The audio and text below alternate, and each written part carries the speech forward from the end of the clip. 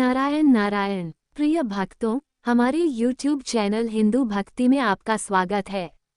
आज 10 सितंबर दिन बुधवार को आश्विन मास के कृष्ण पक्ष की विघ्नराज संकष्टी चतुर्थी है। इस शुभ अवसर पर हम सभी संकष्टी चतुर्थी की पावन व्रत कथा का श्रवण करेंगे। सबसे पहले हम सब मिलकर गणपति बप्पा का ध्यान करें। हे गणपति भगवान, आप 64 कोटि विद्याओं के दाता हैं। देवताओं के आचार्य बृहस्पति को भी विद्या प्रदान करने वाले आप ही हैं। आप कवियों के स्वामी, बुद्धि के अधिष्ठाता और विघ्नों का नाश करने वाले हैं। आपके कपोल सिंदूर से शोभायमान हैं। आप अनाथों के बंधु हैं और इंद्रादि देव भी आपकी वंदना करते हैं। आपको कोटि कोटि प्रणाम। ओम श्री गणेशाय नमः। सतयुग, त्रेतायुग और द्वापर युग में जब जब धर्म संकट में पड़ा, तब तब भगवान ने अवतार लेकर धर्म की रक्षा की। द्वापर युग के अंत में महाभारत के युद्ध के बाद जब पांडव राजगद्दी पर बैठे, तब महाराज युधिष्ठिर ने अपने भ्राता अर्जुन, भीम, नकुल, सहदेव तथा श्री कृष्ण से कहा, हे प्रभु, आपने अनेक व्रत और उपवास का महत्व बताया है, परंतु हमें ये बताइए कि विनायक चौथ व्रत किस प्रकार से करना चाहिए और इसकी कथा क्या है। इस व्रत से किस प्रकार की सिद्धि और पुण्य मिलता है। श्री कृष्ण बोले, हे धर्मराज, यह व्रत अत्यंत पुण्यदायक और कल्याणकारी है। इसका नाम है विनायक चौथ अथवा संकष्टी चौथ। जो मनुष्य श्रद्धा भक्ति से इस दिन गणेश जी का पूजन करता है, चौथ माता की कथा सुनता है और रात को चंद्रमा को अर्घ्य देता है, उसके सभी विघ्न नष्ट हो जाते हैं और संतान, सौभाग्य तथा समृद्धि की प्राप्ति होती है। एक समय की बात है। असुरराज बानासुर की कन्या का नाम था उषा। वह अत्यंत सुंदर, गुणवान और धर्मनिष्ठा से युक्त थी। एक दिन उषा ने स्वप्न में एक सुंदर पुरुष को देखा और उसके प्रेम में पड़ गई। उसने अपनी सखी चित्रलेखा से कहा, सखी, मेरे हृदय में एक अनोखा आकर्षण जागा है। मैं उस वीर पुरुष को देख रही हूँ, किंतु उसका नाम और निवास मुझे ज्ञात नहीं। चित्रलेखा विदुषी और योगिनी थी। उसने ध्यान लगाया और उषा के स्वप्न पुरुष का स्वरूप चित्रित किया। उषा ने देखते ही कहा, हाँ सखी, यही है मेरे मन का नाथ। चित्रलेखा ने अपने योगबल से जाना कि वो पुरुष है अनिरुद्ध, जो भगवान श्री कृष्ण और रुक्मिणी का पुत्र है। वह अपने योगबल से अनिरुद्ध को द्वारका से लाकर उषा के महल में ले आई। उषा और अनिरुद्ध का मिलन हुआ और दोनों प्रेम में बंध गए। जब ये बात बानासुर को ज्ञात हुई, तो वह क्रोधित हुआ। उसने अनिरुद्ध को बंदी बना लिया और युद्ध की तैयारी कर ली। अनिरुद्ध के बंदी होने का समाचार जब द्वारका पहुंचा, तो श्री कृष्ण, बलराम और यादव सेना लेकर बानासुर पर चढ़ आए। बानासुर भगवान शंकर का परम भक्त था। उसने भगवान शंकर से सहायता मांगी।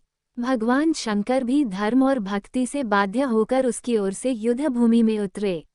एक ओर श्री कृष्ण और उनकी यादव सेना, दूसरी ओर भगवान शंकर, बानासुर और असुरों की सेना। आकाश में दिव्य अस्त्र शस्त्र चमकने लगे, धरती कांप उठी। सप्तर्षि, देवगण और ऋषि मुनि आकाश से यह अद्भुत युद्ध देखने लगे। अंततः भगवान श्री कृष्ण ने अपनी सुदर्शन चक्र की महाशक्ति से बानासुर के 1000 भुजाओं में से 998 भुजाओं को काट दिया। तभी उषा ने चौथ माता का आह्वान किया और कहा, हे चौथ माता, मेरे सुहाग की रक्षा कीजिए, मेरे प्रिय अनिरुद्ध को मुक्त कराइए। चौथ माता ने प्रकट होकर उषा की प्रार्थना स्वीकार की।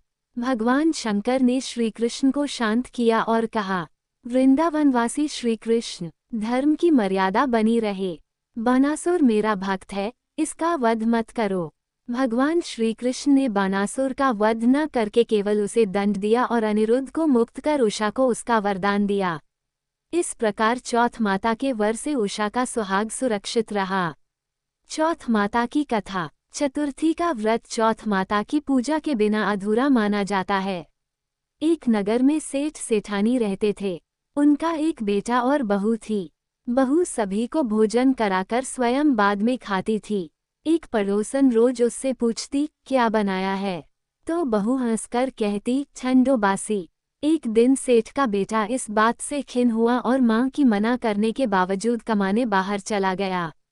जाते समय पत्नी से कह गया, जब तक मैं धन कमाकर न आऊं, तुम चूल्हे की आग मत बुझने देना।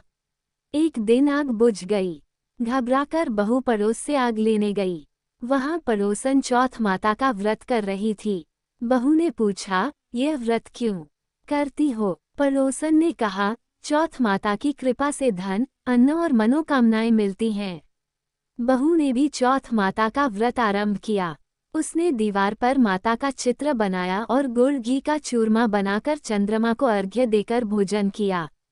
इधर सेठ का बेटा स्वप्न में चौथ माता से आदेश पाकर धन दौलत सहित घर लौटा। रास्ते में एक काला नाग मिला जिसने शर्त रखी कि वापसी में उसे डस लेगा।